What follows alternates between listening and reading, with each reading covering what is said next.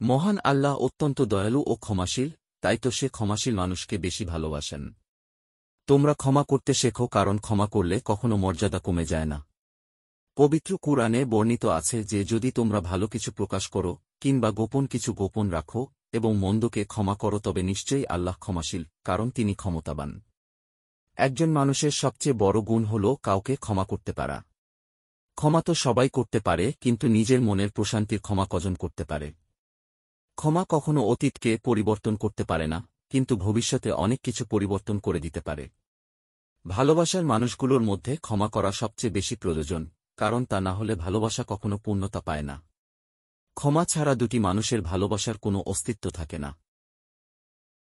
সম্পর্ক তখনই মজবুত হয় যখন স্বামী এবং স্ত্রী উভয় নিজেদের ভুলগুলোকে ক্ষমা করতে শেখে। ক্ষমা করার মানে হল আপনি কাউকে আরও একটি সুযোগ দিচ্ছেন নতুন কিছু শুরু করার। ক্ষমা হল ভালোবাসার সবচেয়ে বড় রূপ, যার প্রতিদান হিসাবে আপনি পাবেন হাজারো ভালোবাসা। যদি তোমরা সুখী হতে চাও, তাহলে আগে ক্ষমা করতে শেখো।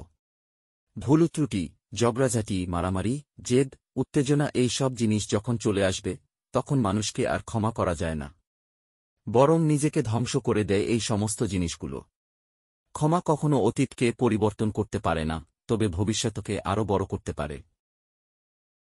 অপরাধীদের ক্ষমা করা উপরওয়ালার দায়িত্ব, কিন্তু তাদের উপরওয়ালার কাছে পাঠানো আমার দায়িত্ব। সৎ উপদেশকে আর্থিক মূল্যে মূল্যায়ন করা যায় না। অপরদের তত তাড়াতাড়ি ক্ষমা করে দিন যত তাড়াতাড়ি আপনি সৃষ্টিকর্তার কাছে থেকে ক্ষমা প্রার্থনা করেন। ক্ষমা ছাড়া কোনো ভালোবাসার অস্তিত্ব নেই, এবং ভালোবাসা ছাড়াও ক্ষমার অস্তিত্ব নেই। ক্ষমা করো এবং ভুলে যাও, দেখবে প্রতিশোধের আগুন কিংবা দুঃখ কোনোটাই থাকবে না। ক্ষমা মানে হল অতীতে কি হয়েছে তা ভুলে যাওয়া এবং নতুন করে জীবন শুরু করা। কেবলমাত্র ক্ষমাই পারে পাহাড় সম পরিমাণ একটি বন্ধুত্বের বন্ধন তৈরি করতে। ক্ষমা ছাড়া জীবন হল একটা জেলের মতো। সুন্দর বিদায় হল ক্ষতি না করে বিদায় নেয়া, সুন্দর ক্ষমা হল বকা না দিয়ে ক্ষমা করা, সুন্দর ধৈর্য হল অভিযোগ না রেখে ধৈর্য ধারণ করা। মানুষের ভুল হবেই, তবে ক্ষমা করতে পারা হল স্বর্গীয়। কাউকে ক্ষমা করা সত্যিই মহৎ একটি গুণ, কিন্তু একজন মানুষকে বারবার ক্ষমা করা, এটা কিন্তু আবার সবচেয়ে বড় বোকামি।